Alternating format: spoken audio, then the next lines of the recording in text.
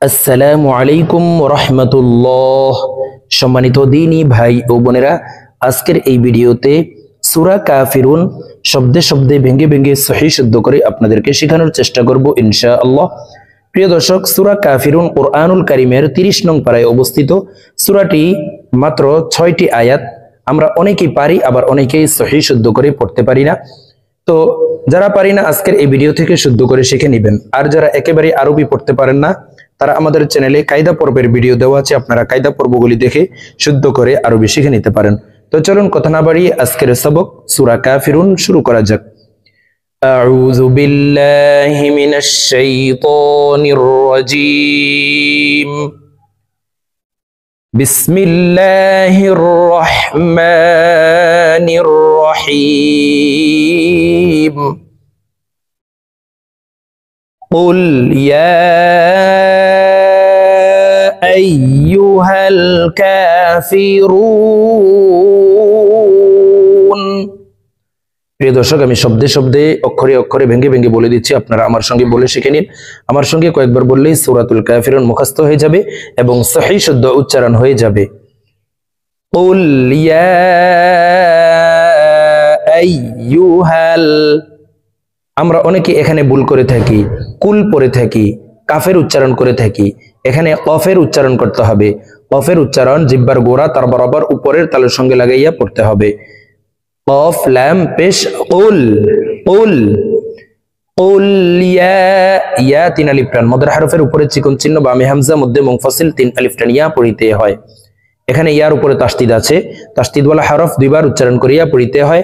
একবার পূর্বের হরকতের সঙ্গে আরেকবার নিজ হরকতের উচ্চারণ হবে। তারপরে দেখুন এই লামের উপরে জজম, জজমওয়ালা হরফ পূর্বের হরকতওয়ালা হরফের সঙ্গে একবার উচ্চারণ করে পড়ব। হা লাম জবর হাল। তো দেখুন শব্দটি এভাবে পড়ব। কুল ইয়া আইয়ুহাল, কুল ইয়া আইয়ুহাল কাফিরুন। প্রিয় দর্শক, কাফের উপরে খারা জবর আছে, এই কাফ হরফকে এক আলিফ টেনে পড়বো। তারপরে দেখুন ফার নিচে শুধু জের হরকত। হরকত বলা হয় এক জবর এক জের এক পেশকে হরকত বলে। হরকতের উচ্চারণ তাড়াতাড়ি করিয়া পড়িতে হয়। কাফি। তারপরে দেখুন রু, এখানে 3 আলিফ টান। রু 3 আলিফ টেনে নুনকে সাকিন করতে হবে, কারণ মদের হরফের বামের হরফে ওয়াকফ হইলে মধ্যে আরজি 3 আলিফ টানিয়া পড়িতে হয়। কাফিরুন। قل يا أيها الكافرون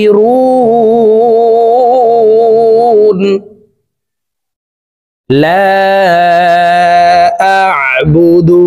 লা 3 আলিফ টান, লামের উপরে চিকন চিহ্ন আছে, মদের হরফের উপরে চিকন চিহ্ন বামে হামজা, মধ্যে মুনফাসিল 3 আলিফ টানিয়া পড়িতে হয়। লা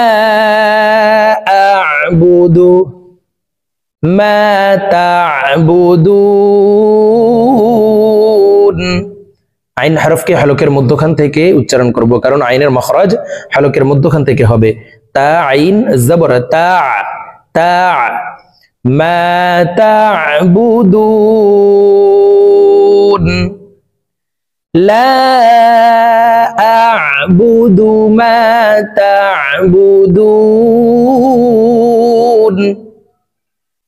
ওয়ালা আনতুম আবিদুনা।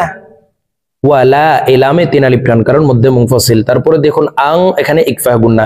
নুন সাকিনের পরে ইকফার 15টি হরফের ভিতরে একটি হরফ তা আসছে, এই কারণে এই নুন সাকিনকে নাকের ভিতরে লুকাইয়া গুন্নার সহিত পড়ব। তো দেখুন গুন্নাটি এইভাবে করব। ওয়ালা আনতুম আবিদুনা মা আ'বুদে। দাল কলকলার হরফ নিচের দিকে ধাবিত করে ধাক্কা দিয়ে দালকে সাকিন করে ফেলবো। মা আ'বুদে ওয়ালা আনতুম আবিদুনা মা আ'বুদে ওয়ালা আনা আবিদুম। ওয়ালা আনা, এই নুনকে টান ছাড়া পড়তে হবে, কারণ আনা মিলা, আনাসিয়া, আনাবু, আনাবা, এই 4 আনা ব্যতীত অন্য কোনো আনাতে টান দেওয়া যাবে না। তো এই 4টি শর্তের ভিতরে এই আনাতে একটিও নাই, তাই এই নুনকে এই আনাতে টান ছাড়া পড়তে হবে। ওয়ালা আনা আবিদুম মা আবাদতুম মা আবাদতুম ওয়ালা আনা আবিদুম মা আবাদতুম ওয়ালা আনতুম আবিদুনা ولا أنتم عابدون ما أعبد ما أعبد ولا أنتم عابدون ما أعبد لكم دينكم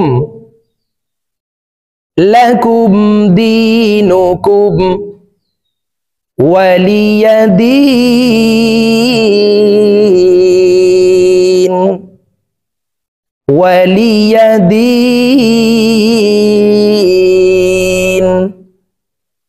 لكم دينكم ولي دين।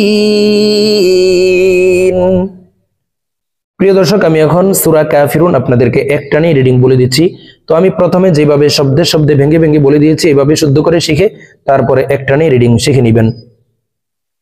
বিসমিল্লাহির রহমানির রহিম কুল ইয়া আইয়ুহাল কাফিরুন لا أعبد ما تعبدون ولا أنتم عابدون ما أعبد ولا أنا عابد ما عبدتم ولا أنتم عابدون ما أعبد لكم دينكم ولي دين صدق الله العظيم।